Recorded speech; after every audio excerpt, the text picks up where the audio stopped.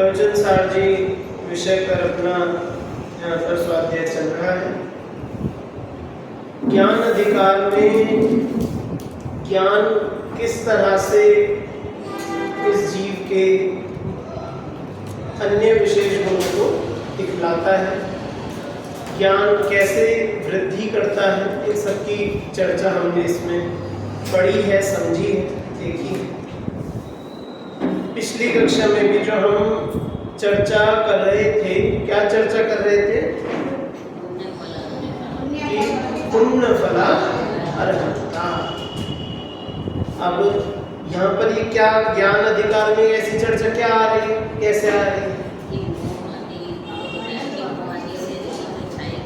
हाँ बिल्कुल कि जी जो कर्मों को बांधने वाला जो परिणाम है वह तो मोहादिक है, क्योंकि उससे पीछे सवाल आया था कि भैया ये अभी हमें इतना ज्ञान है, उस ज्ञान थोड़ा ज्ञान है तो थोड़े ज्ञान है, थोड़ा जानते हैं।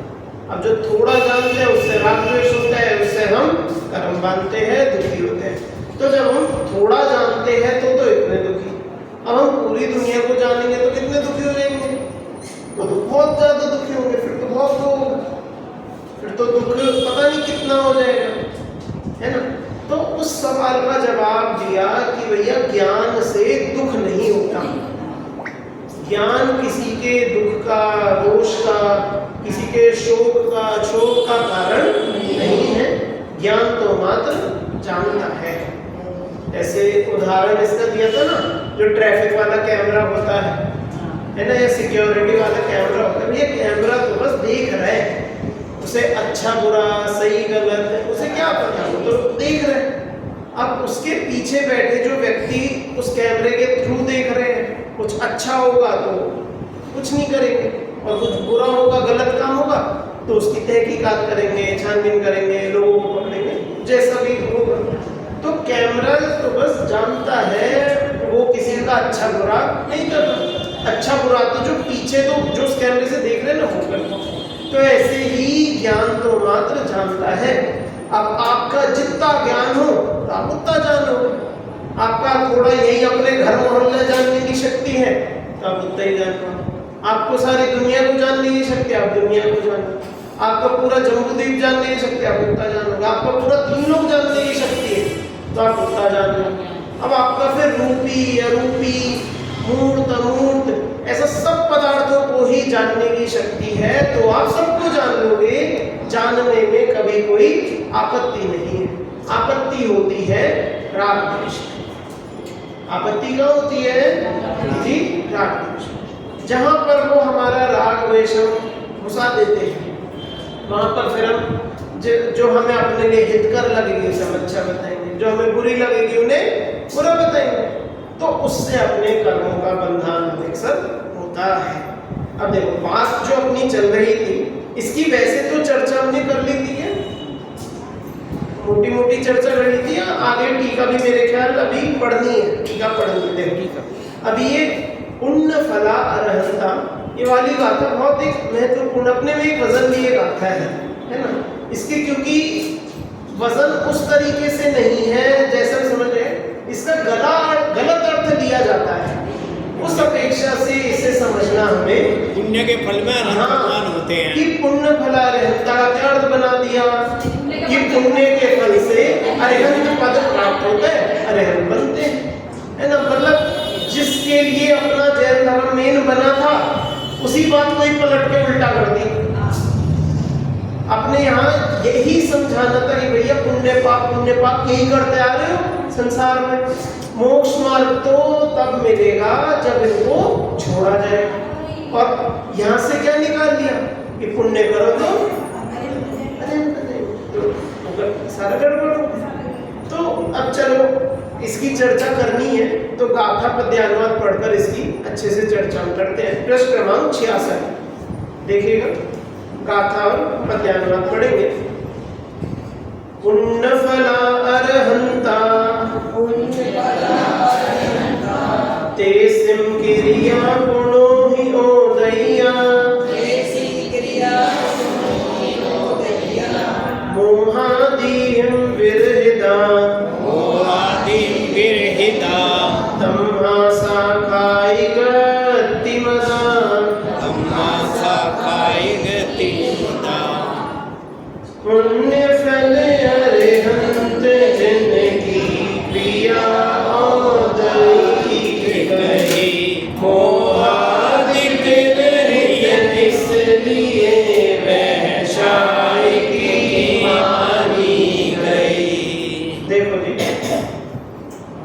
पुण्य फला अरहंता तेसिम क्रिया पुनो ही हो भैया।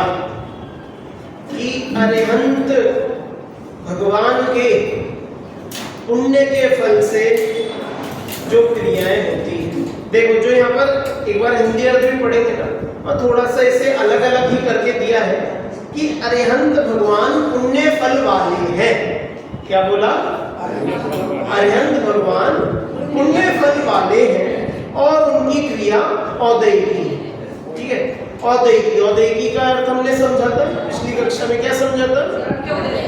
कि कर्म के उदय से जो भी हो, है ना, उनको औदैकी क्रिया यहाँ पर बोलो।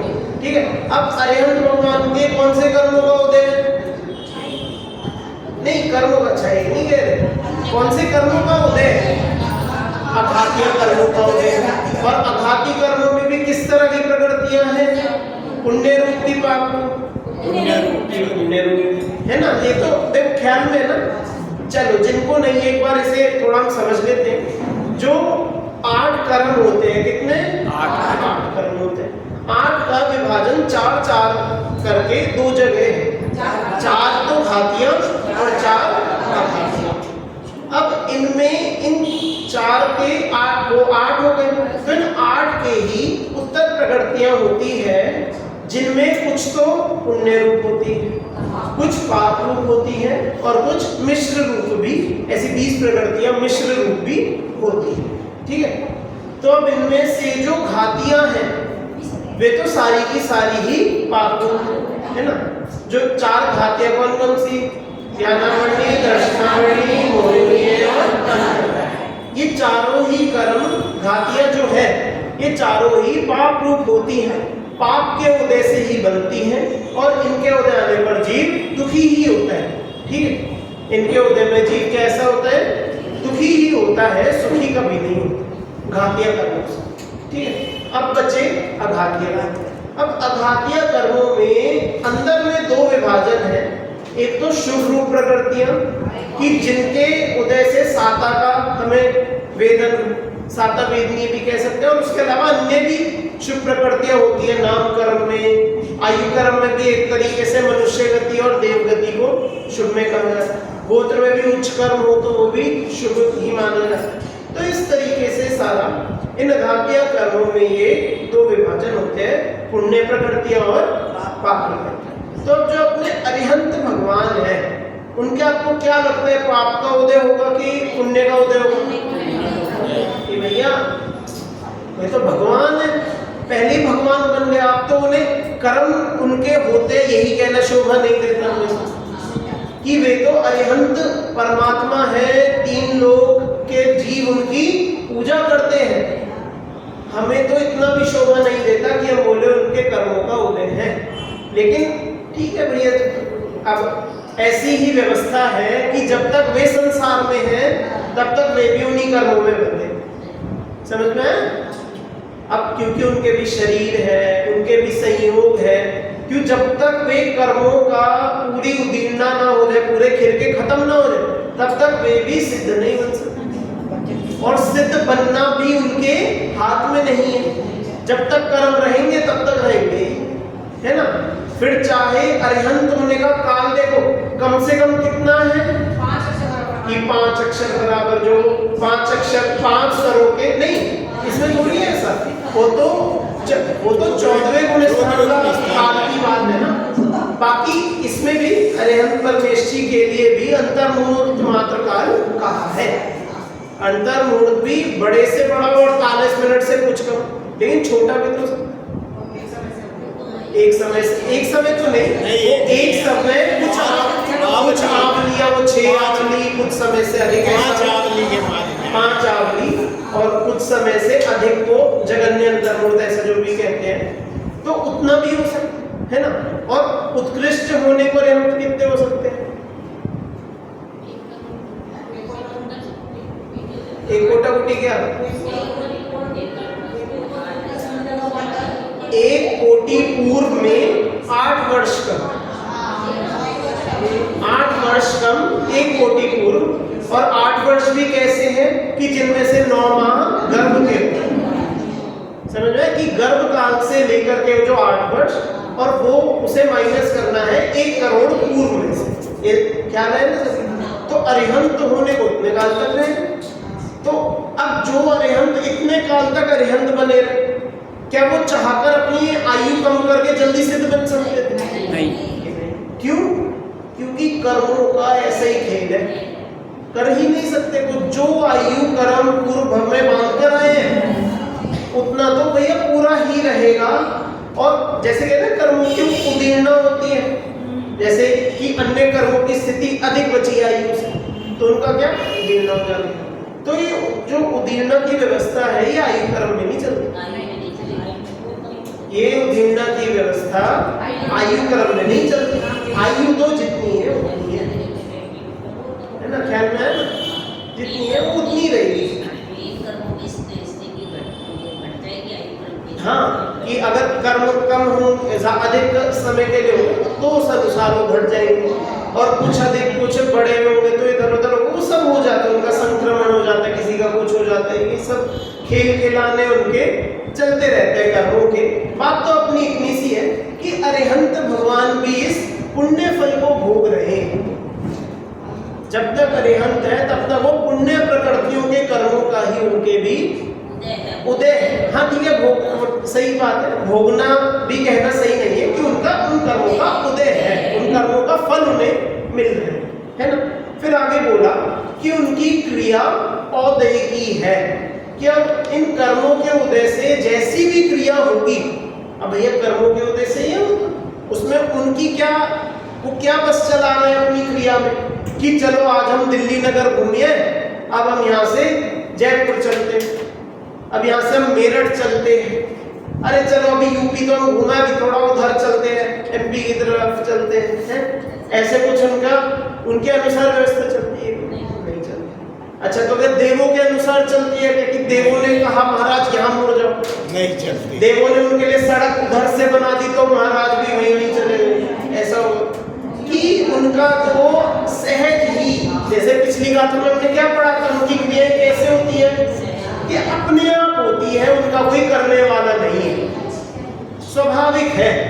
देकर पुण्य जीवों को उदय है, बस अपने आप ही वह सब उनका सर्वशरण विहार आदि सब अपना चलता रहता है। तो यहाँ बोल रहे हैं कि क्रिया सब औदैकी है। देखो औदैकी कहने का यहाँ पर भाव ये है कि क्रिया में उनका एकत्व ममत्व बिल्कुल नहीं। जितनी भी क्रिया हो रही है, जो भी काम कर रहे हैं, देखो 4 क्रियाएं बताई थी, उठना, बैठना, विहार करना और उपदेश देना। ठीक है, 4 क्रिया बताई थी, 4 से कोई 5वीं क्रिया नहीं। यदि होती है तो आप बोल सकते हो, क्योंकि मुझे भी ख्याल में नहीं आ रही है इन 4 के अलावा अन्य कोई क्रिया हो तो। ठीक है, तो ये 4 क्रियाएं उनके होती है, सब मात्र और मात्र कर्म के उदय से ही होती है, अन्य किसी से नहीं, अपने आप ही होती। तो इसलिए उन क्रियाओं को औदैकी, कर्म का उदय है इसलिए हुई, उन्होंने चाहा इसलिए नहीं, कर्मों का उदय आया इसलिए ऐसी हुई, तो उसे बोला औदैकी क्रिया। फिर आगे बोला किंतु मोहादि रहित है, कि क्रिया हो तो रही है लेकिन वे सब मोहादि से रहित है, उनका अपना एकत्व ममत्व उन क्रियाओं में बिल्कुल नहीं है ना। तो इस कारण वह औदैकी क्रिया भी क्षायिक मानी गई है। कैसी मानी गई? क्षायिक। क्षायिक किसे कहते हैं? कि जिन कर्मों का जिनका क्षय हो चुका है, ठीक है, कि वो क्रिया उनकी कैसे क्षायी की क्रिया है, कि उससे कोई कर्मों का बंधन नहीं होना, वो क्रिया होते हुए भी उनके अनंत सुख ही बढ़ रहा है। ऐसा उनके ये औदैकी क्रियाएं भी क्षायी की मानी गई है। अभी हो सकता है आप में से कई लोगों को ये बात थोड़ी समझ में ना आई हो, जमी ना हो ज्यादा, तो इसकी टीका 2 टीका यहाँ पर आज दी है।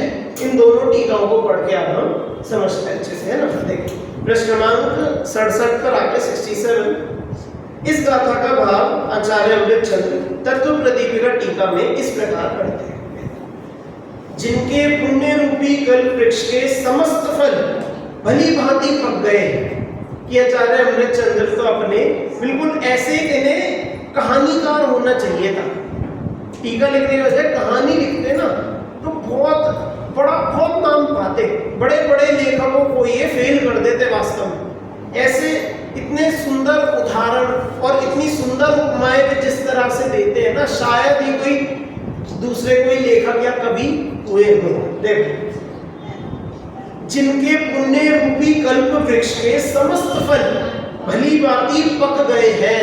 अब भैया जैसे एक पेड़ उगाना है, मान लो आपके पास आम की गुठली है या पूरा आम है, अब आपको उसका पेड़ उगाना है, ठीक है। आपने वो गुठली को उसे खोला, उसका जो जैसे भी प्रिपरेशन बताते वो सब किया, उसे जमीन में बोया, पानी दिया, उसका पौधा आने लगा।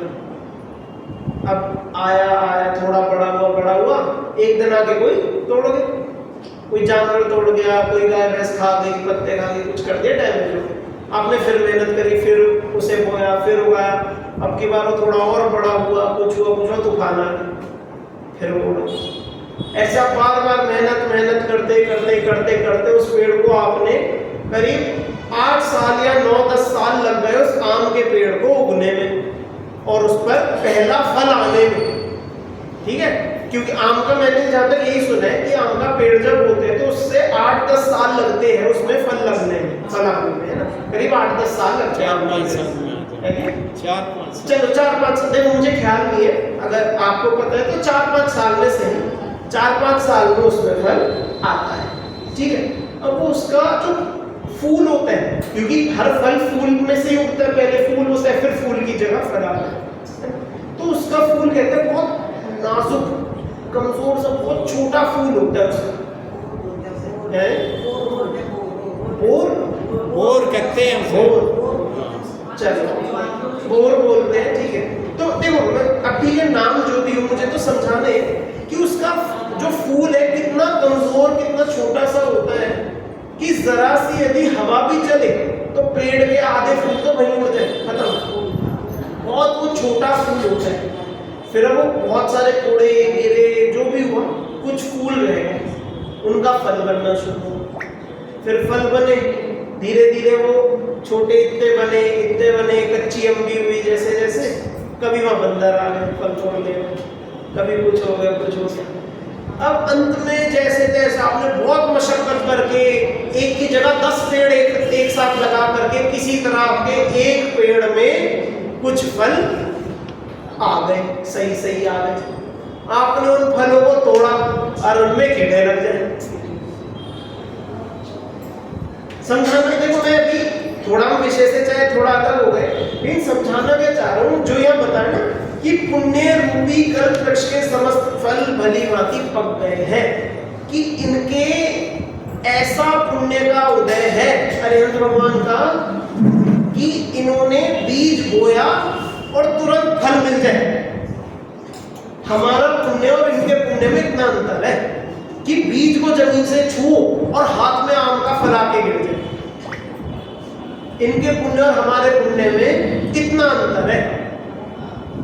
तो यहाँ जो कहना चाह रहे ना, पुण्य रूपी कल्प वृक्ष के समस्त फल, यहाँ पर इनके, हमारा तो मिट्टी में उगाया गया सामान्य वृक्ष है, इनका क्या कह रहे हैं, कल्प वृक्ष। कल्प वृक्ष कैसा होता है कि भैया जाओ जो भी मांगो अपने हाथ में, है ना। तो पुण्य रूपी कल्प वृक्ष के समस्त फल भी पक गए कि अब मांगना भी नहीं है, बस फल तो आ ही गए, बस लेने हैं, वो खाने हैं। इतना उनके और हमारे पुण्य में तो अंतर है, ठीक है। उन अरिहंत भगवान की जो भी क्रिया है वह सब पुण्य के उदय के प्रभाव से उत्पन्न होने के कारण, कि भैया उनकी अब जैसी जो भी क्रिया है वो ऐसे पुण्य से चल रही है।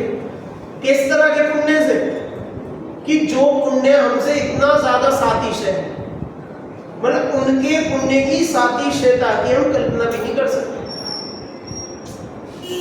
कि 500 अन्य मतियों के गुरु शिष्य इकट्ठे सामने आ जाए और साक्षात भगवान को देख के नहीं, भगवान के समशरण के बाहर खड़े मानस स्तंभ को देख के अपना धर्म ही बदल ले। गौतम स्वामी है जैसे समझ में आया पुण्य का अंतर? ऐसा इसे कहते हैं सातिशय पुण्य। उनके हमारे पुण्य में ऐसा अंतर है कि हम उनकी राशि भी नहीं मिला सकते। मैंने तो कह दिया कि जैसे हम पेड़ उगा रहे हैं और उसमें से आम मिल रहा है, हमारा तो आम भी नहीं मिल रहा, हमें तो करेले मिल रहे उनके सामने। हमें तो उनके सामने करेले मिल रहे बेल में से, पेड़ भी नहीं मिल रहे हमें तो। समझ में क्या कहना चाह रहा हूं कि उनका पुण्य इस तरीके का है और उससे होने वाली जो क्रियाएं हैं उस अब उनका उस पुण्य में भी कोई हस्तक्षेप नहीं, कोई संबंध नहीं, कोई कार्य कारण संबंध नहीं, कोई निमित्त उपादान संबंध नहीं, निमित्त नैमित्तिक उपादान उपादेय संबंध नहीं, किसी भी तरह का उनका उस पुण्य से भी उनका उस क्रिया से भी किसी भी तरह का संबंध नहीं। ठीक है, वह सब पुण्य के उदय के प्रभाव से उत्पन्न होने के कारण औदैकी ही है। कैसी है? औदैकी है। औदैकी का मतलब कि भैया उन कर्मों का उदय आया तो ऐसा काम बन गया, है ना। अब बताओ, भगवान महावीर स्वामी को हम बोलते हे भगवान 500 लोग आपका विद्रोह करने आ रहे हैं, तो क्या करेंगे? कि वो तुम्हारी सुनेंगे तक नहीं। वो जो तुम ये बात बोल रहे हो अनाथ वो जान चुके, जिस समय केवल ज्ञान हुआ उन्हें पहले ही पता है कि तुम ये बोलो कि वो करने आएंगे, और वो अपने आप चाहे उनकी कैसी भी गति हो, क्या पता कोई विरोध कर भी लेते। भैया वो विरोध करने हैं कर लेते, बाय चांस, हमें थोड़ी पता मान कर ना कर चल, लेकिन उन्हें सब कुछ तो पता है। जो कहते हैं ना कृत कृत्य, अब वो ठीक है सिद्धों के लिए कहते हैं, आप ये बात बोलेंगे कि सिद्धों के लिए कृत कृत्य कहते हैं, लेकिन अरिहंत के लिए भी हम सोचे उनके पास क्या करने को बचे कि जो क्रियाएं हैं अपने आप हो रही, कर्मों का उदय आकर खिरना भी अपने आप हो रहा है, उनका जो जानने का काम है अपने आप हो रहा है, उपदेश आदि अपने आप हो रहा है, चलना फिरना अपने आप, तो उनके पास भी क्या बचा करने? अरिहंत भगवान के पास भी क्या ही बचा? वे भी इस दृष्टि से तो कृतकृत्य ही हो, है ना। तो यहाँ पर जो बोल रहे हैं कि उनकी क्रिया औदैकी है, भैया कर्मों का उदय आया तो ऐसा काम बन गया। उनके हाथ में उन्हें करना या ना करना दोनों ही नहीं है, क्योंकि वे तो किसी भी क्रिया के पर की क्रिया के करता रहता है, और वे क्या है तो हम भी नहीं। उनमें हम अंतर क्या है फिर कि बस वो मानते हैं कि हम नहीं है करता और हम अपने आप को करता मान लेते। भगवान में हमें अंतर क्या है? मान्यता। हमने पढ़ा था पीछे का था ज्ञात परिणमन क्रिया वाली गाथा में पढ़ा था कि सिर्फ कल्पना का अंतर है। हम कल्पना करते हैं कि हम परद्रव्य से खुश हैं, हम परद्रव्य से खुश, ये कल्पना का ही तो अंतर है। हमारी कल्पना चली जाए हम भी भगवान बन जाएंगे। देखो आगे देखते हैं। अब देखो ऐसे जो उनकी क्रिया औदैकी है, ऐसा होने पर भी महामोह राजा की समस्त सेना के क्षय से, क्या बोला? उस महामोह सेना से की क्षय हो जाने से, महामोह राजा की समस्त सेना के क्षय हो जाने से, उत्पन्न होने से, क्षय से उत्पन्न होने से, मोह राग द्वेष रूपी उपरंजकों के अभाव के कारण वह औदैकी क्रिया भी चैतन्य के विकार का कारण नहीं होती। क्या भैया मोह तो उनके चले गया ना, मोह तो उनके चले गए, तो फिर उनके विकार कैसे बनेगा? समझ में आया कि इसमें कोई उदाहरण ऐसा विशेष ख्याल में नहीं आ रहा, ये मैं सोच के बताऊंगा। चलो इसका उदाहरण अभी बात अपन इतनी समझते हैं कि जैसे चलो अपना सबसे सामान्य उदाहरण है इसके लिए, मोह के लिए, जैसे पेड़ है, हाँ? मोह राग द्वेष रूपी उपरंजकों के अभाव के कारण, एग्जैक्ट तो मुझे नहीं पता, बस ये मोह राग वही वाली बात है कि जैसे मोह राग द्वेष की सेना वो चली गई, तो जो मोह की नामों की सेना बोली कि वे चली गई।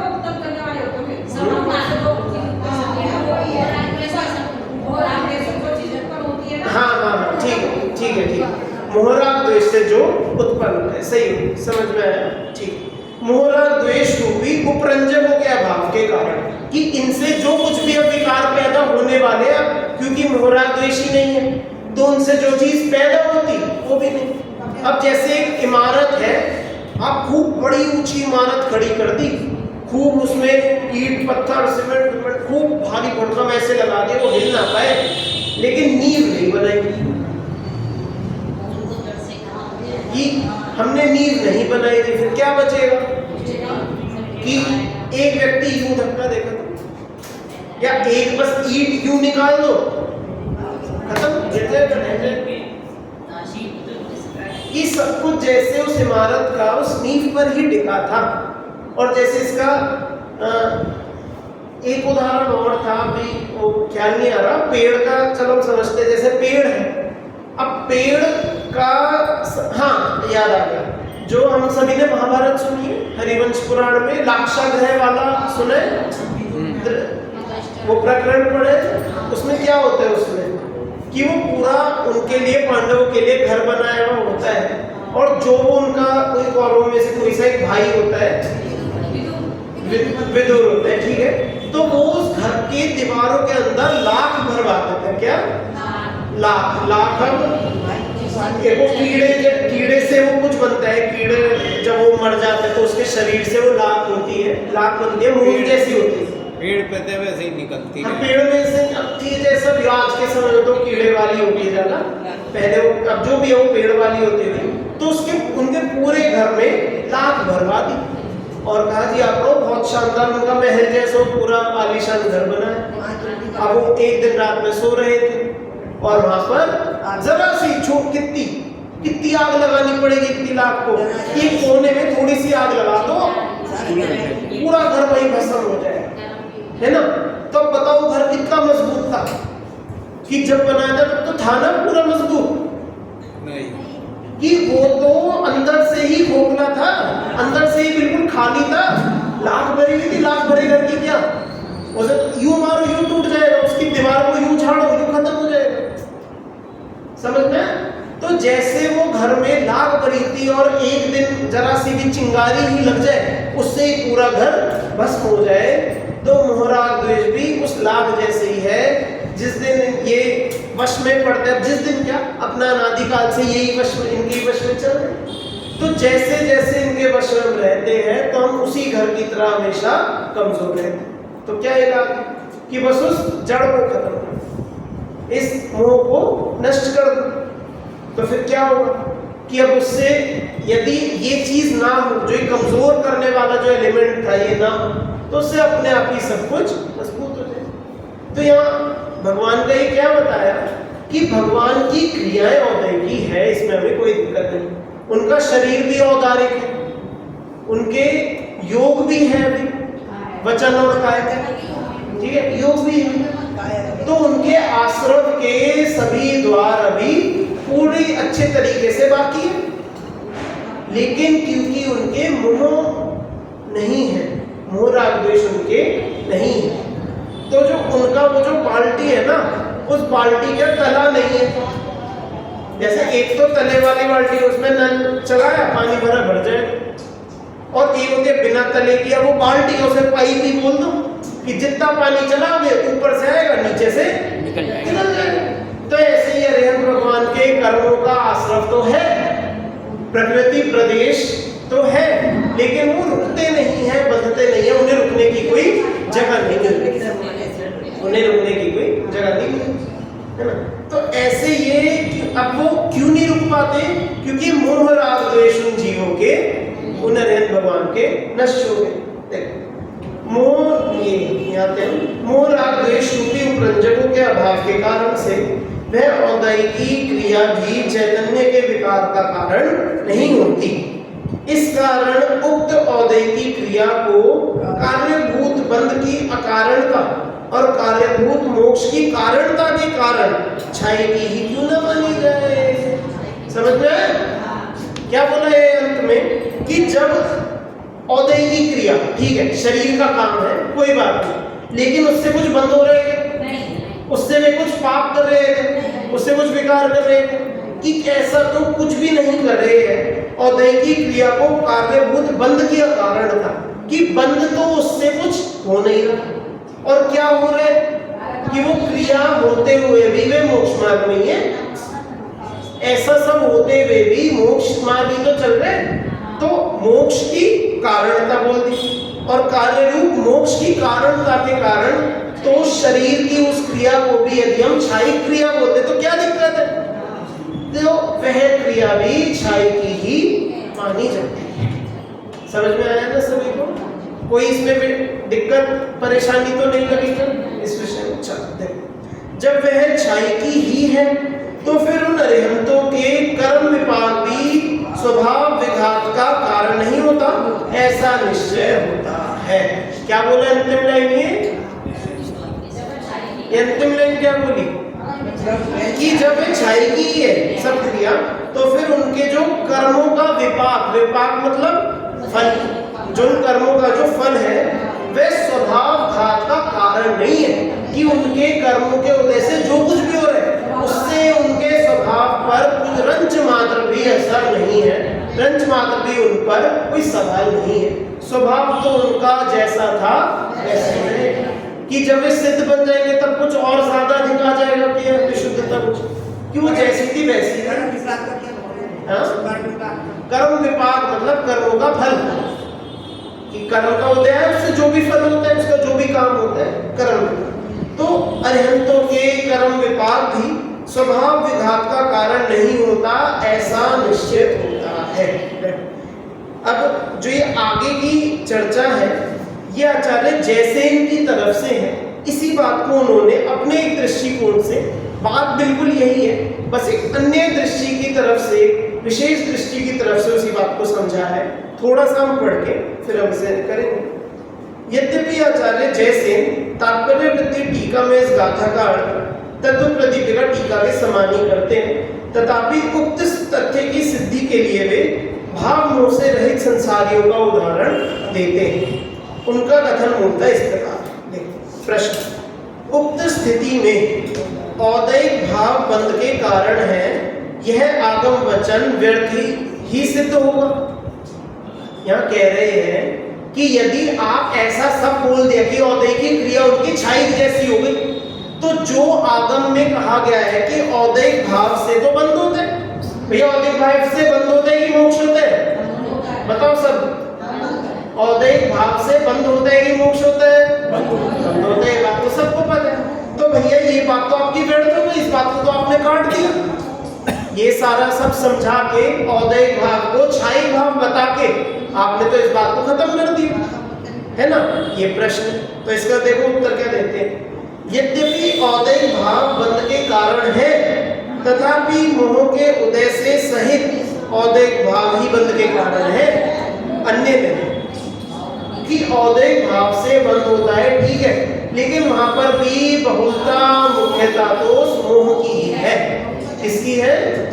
उस मोह परिणाम की है। यदि वह मोह नहीं है तो ये सब जो हो रहे सब कुछ नहीं, औदैहिक भाव कितने ही सब बेकार।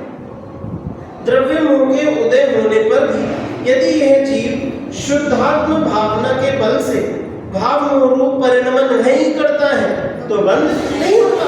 अब ये बात तो अरिहंतों की छोड़ो, ये तो एक सामान्य सम्यक दृष्टि, वृत्ति सम्यक दृष्टि अथवा जो भावलिंगी मुनिराजों के लिए भी यही बात सत्य है ना, कि उनके जितने अंशों में मोह राग द्वेष का विनाश हो गया, उतने अंशों का तो उनके भी बंधन मिट गया ना। अब भैया जो क्षयिक सम्यक दृष्टि है, पता उनके क्या मोहिनी का बंध होगा? उनके दर्शन मोहिनी का आगे कुछ बंद होगा? कभी नहीं होगा। क्यों? क्योंकि उनके उस संबंधी जो औदैहिक भाव थे वो खत्म हो गए, है ना? अब ऐसे ही फिर धीरे धीरे चारित्र कि जैसे जैसे चारित्र बढ़ेगा, जितनी कषाय चौकड़ी का उनका अभाव होगा, तो उस अनुसार उन कषाय संबंधी चौकड़ियां जो है उनका भी अभाव होते जाएगा, उनका भी नवीन बंधन अब आगे नहीं होगा। समझ में आई ना बात? नहीं है कि जितना जितना कर्म उनके खिड़ते जा रहे हैं, जितना जितना उनकी शुद्ध विशुद्धता उनके गुणों की बढ़ रही, तो उतने उतने उनके कर्म का बंध भी तो खत्म हो रहा है। अब नवीन बंध नहीं हो रहा, उसको उन्होंने संवर कर लिया, संवर हो गया ना उन कर्मों का। भाई जैसे दर्शन मोह है, समय के होने पर दर्शन मोह का संवर हो गया। और निर्जरा तो उसका पूरा ही खत्म ही कर दिया था, है ना। तो यहाँ पर यही कह रहे हैं कि द्रव्य मोह का उदय तो रहे, लेकिन यदि उस भाव मोह को हम रोक दे, भाव मोह रूप परिणमन नहीं करे, तो फिर उससे बंद नहीं होता कि द्रव्य मोह जो है वो रहेगा। जब वो द्रव्य मोह के सामने जब हम भाव मोह रूप परिणमन नहीं करेंगे, तब उसका बंध अभी नहीं होगा, तब ये छूट जाएगा। हाँ जी, भाव के गाली है। हाँ, अगर मान लिया आचार्य थे, हाँ, उन्होंने इतनी कड़वी बात कही, हाँ, और उसे फिर क्षाई भाव कह दिया, हाँ, कि ये क्षाई है, हाँ, और फिर बाद में सवाल करता है, अभी ये कह रहे कि उदय भाव जो है ये तो एक किस्म से उदय भाव ऐसे है, क्षय जैसी है। हाँ, तो आचार्य को उदय भाव क्षय भाव बताने की जरूरत क्या थी? हाँ, उदय दूसरा नाम बता देते। हाँ, उदय भाव तो संसारी जीवों में है, तो संसारी जीवों की अपेक्षा अगर उन्होंने ये कहा है कि भगवान भी संसारी है, हाँ, परंतु ऐसा कहत नहीं, ये बात पूछो। ठीक, देखो ये वैसे तो इसकी मैंने थोड़ा सा बता दिया था, अच्छे से इसका हम देखते हैं, समझते हैं। अरिहंत भगवान के औदयिक भाव होते हैं, ऐसा कहकर तो उनकी बेइज्जती की जाए। मैंने शुरू में कहा था कि हम भगवान के कह रहे कर्मों का उदय है, ये तो हम कहने के भी हम लायक नहीं है। मैंने कहा था ना शुरू में, इस बात को तो हम कहने तक के लायक नहीं है कि भैया भगवान के कर्मों का, है ना। अब लेकिन बात ही ऐसी है कि उनका भी शरीर है, सत्य तो ये है, अरिहंत भगवान के शरीर भी, उनके जो संयोग भी है। अब अगर यदि उनके हम औदयिक भाव नहीं कहेंगे तो वो सब फिर कैसे होंगे? समोषण नादिक जो कुछ भी उनका लग रहा है, तीन लोग के सभी जीव उनको पूज रहे हैं, उस सब को हम कैसे कह देंगे? तो जो सांसारिक जितने भी उनके अतिशय हैं, तो वे सब तो उनके पुण्य के पलड़े में ही हमें छोड़ने पड़े। अब रही बात उनकी क्रियाओं की, उठना, बैठना, विहार करना, उपदेश देना, 4 क्रियाएं हैं, इन 4 के अलावा अन्य कोई नहीं, ठीक है। अब इन 4 क्रियाओं में ना तो उनका कोई अंतरंग संबंध, मतलब कोई उनका उपादान योग, उपादान रूप उनका कोई भी उसमें कारण तो नहीं, ठीक है, और ना ही उनके अंतरंग कोई उसमें निमित्त है, ना ही उनके कोई परिणाम है, तो किसी भी तरह के उनकी उस क्रिया में कोई समझ नहीं। तो फिर ये सब कैसे हो कि जो एक बहिरंग निमित्त अब एक रह जाता है जिसका नाम है कर्मों का उदय, ठीक है। तो उन कर्मों के उदय से ये बात बचती है कि उनके ये सब क्रिया है। अब जो आपका प्रश्न था उसका भी उत्तर देना है। प्रश्न ये था कि भैया उनके कहा क्यों? मत कहो भैया भगवान है, वे अगर कह दो, नहीं कहोगे तो कुछ कम थोड़ी हो जाएगा, तो कोई दिक्कत थोड़ी हो जाएगी, भगवान नहीं। लेकिन बात इतनी सी है कि उनके शरीर आदि सब अतिशय दिखते हैं, उनके जैसे अतिशय है ऐसे अतिशय तो हमें औरों में भी मिल जाते हैं। यदि हमने वो पढ़ा है क्या, देवागम स्तोत्र, देवागम स्तोत्र, उसके शुरू के कुछ, चाहे पहला ही श्लोक आपने छंद पढ़ा हो, आप्तमीमांसा जिसे कहते हैं, अगर पहला ही श्लोक उसका पढ़ा हो, पहला ही श्लोक उसमें ये है कि देवागमन भूयान चामरादि विभूतया, और फिर आगे कहते हैं नातस्तोमसि निर्दोषो, वो जो भी मुझे ख्याल नहीं है, मैंने उसमें ये बताया है कि देवों का आना और आकाश में उनका विमान उड़ना, तो ये सब जो कमाल जिनसे भगवान की पूजा होती है, ये सब तो अन्यों में भी मिल जाएगा, है ना। ये सारी बड़ी बड़ी बातें तो अन्य काल्पनिक भी कोई सोच लेगा, अन्य किन्हीं देवों के भी दिख जाएंगे, किसी के अतिशय से, कोई विकार से, किसी की माया से, कहीं भी हो सकते हैं, सब तो विशेषता कहीं भी मिल जाएगी। तो इन सब कारण से आप महान नहीं हो, तो आप महान किससे हो? सर्वमेवासी निर्दोष हो, कि भैया नहीं बोलना चाहिए, हे भगवान कि आप ही निर्दोष हो, आप अकेले इस जगत में कैसे हो? निर्दोष। तो ये सब अतिशय है, ये सब कर्मों का, लेकिन उनकी महानता किससे? कि उनके मोह राग द्वेष नहीं है। तो अब क्योंकि पीछे भी यही सवाल था कि भैया ज्ञान से हमें बंद होता है, ज्ञान से बंद होता है, ज्ञान से हम जानते हैं तो राग द्वेष है, तो ज्ञान कोई कारण नहीं है। केवल भगवान का तो अनंत ज्ञान है, उनके तो अनंत बंद होना चाहिए, अनंत निरोध होना चाहिए, उस हिसाब से, लेकिन उनके कुछ भी नहीं। क्यों? क्योंकि वहां पर जो बुरा कह रहे हैं, जो विकार कह रहे हैं, वो सारा तो मुंह का है, वो सब उन भगवान का नहीं। अब तो ख्याल में है ना सभी को? चलो समय भी क्योंकि अपना काफी हो गया है, इसकी शेष चर्चा आगे लेंगे। समझाने इसमें भी